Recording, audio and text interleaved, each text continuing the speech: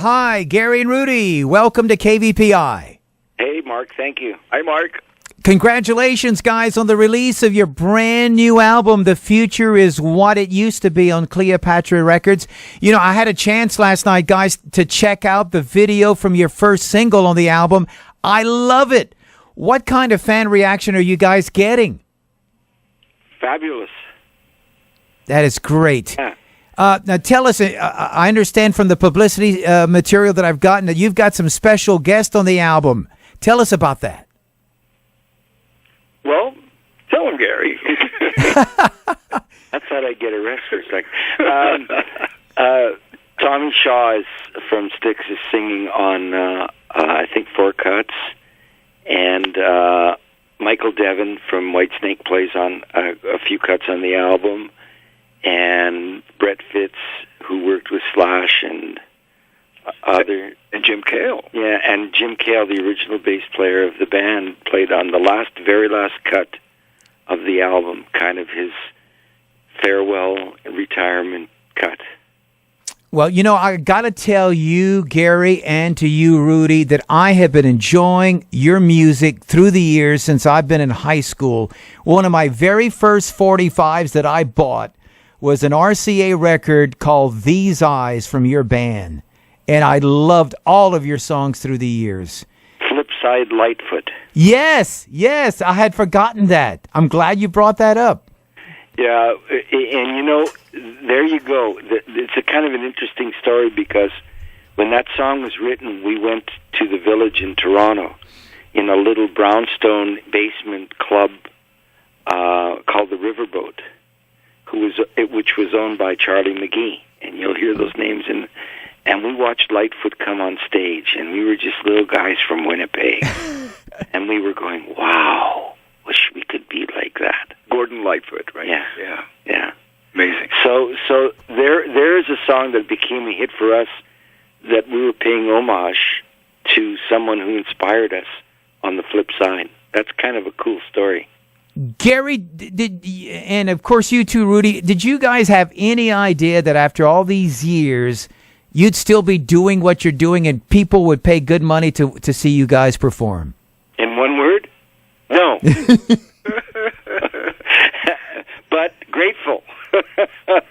You know, it's wonderful playing music. It for me, the way I feel, it's wonderful to entertain people and make them feel good. And that's really like a drug in a way.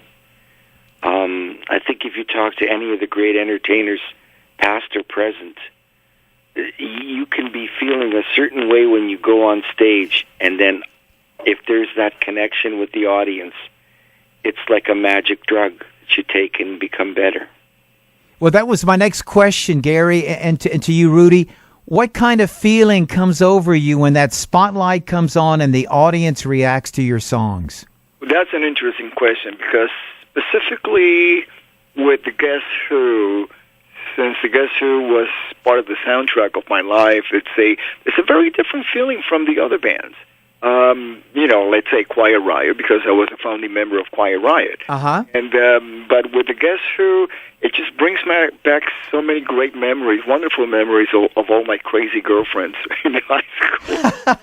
You have to tell me about some of those crazy girlfriends. I have not heard. Is that something we can share on the air? Story. That's why sometimes we're playing These Eyes, and I'm just like laughing while I'm playing. But no, that's a different song. Laughing. You can't. Well, during that one, I'm crying. Okay. How many shows are you guys doing approximately a year? Too many. Not enough. Not enough. Yeah, that's what I want to hear. Yeah, because we have such a great time on stage. I mean, like when we get off the stage and we're already thinking about the next town that we're going to be playing. Yeah, and it's so great getting up for a 3:00 lobby call after a 12:00 show finish. I mean, we look forward to that so much, and then traveling for 20 hours. But it's so great to be in demand. That's right. Are you, going back about, the audience reaction, are you seeing different generations of fans coming to your shows? Absolutely. Anybody from 100 years old to 80. You didn't have to say 100 years old. No, actually, it's great families out in the audience. The parents, they bring their kids, because the parents grew up with the music. Yeah, yeah. They're exposing the kids, to our the music. grandkids. And the grandkids. We have like 3 generations coming. Which is great. Yeah. Well, I Yeah. mean, it's the same thing for the Stones. Any of the bands of the Guess Who original generation. We all have that in common. Did you? This is specifically to you, Garry. When the band first started, did you get some pushback that guys from Canada will never make it in the States?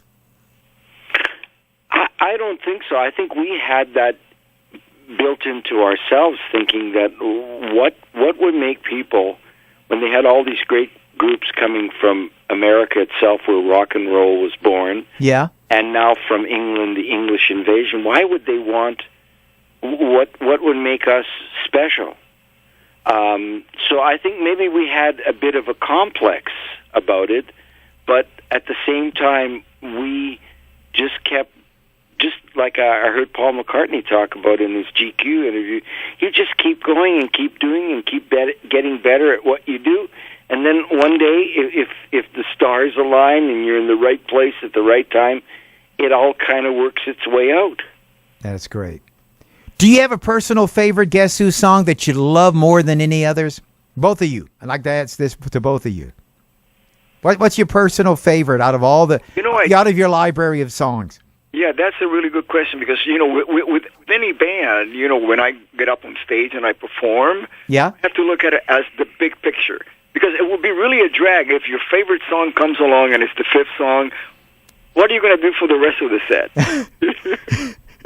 Well, I like all of them, but of course I say this on stage every night.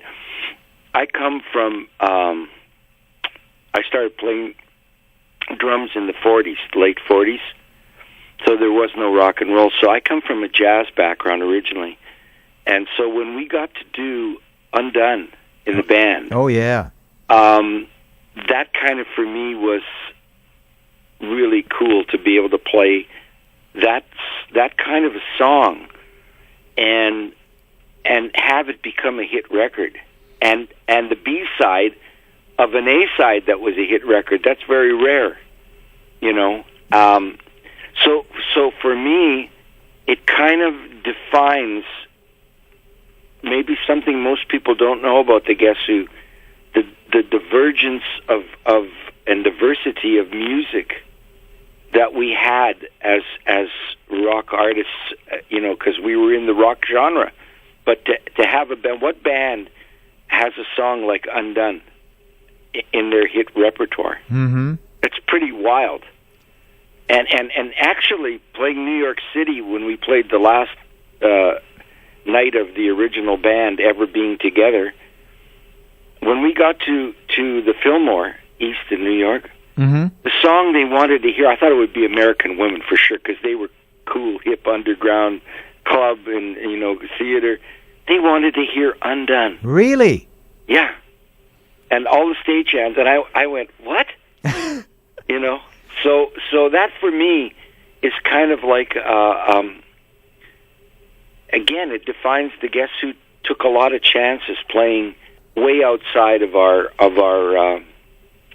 hit records. And if you listen to the albums, you'll hear that in all of the albums. Every album has cuts that I could play for you, and you go, who's that? Mm-hmm. Because it doesn't fit. That's why they call us a Maverick band. Or a great band. Well, look, we want to thank you and want to wish you all the best, Garry Peterson and Rudy Sarzo of the Guess Who, for visiting with us on Classic Hits 92.5. Much success, guys, with your new album, The Future Is What It Used to Be. Thank you for the great songs through the years that we're still playing on our radio station every single day. Well, thank you so much. That's why we're still doing what we're doing.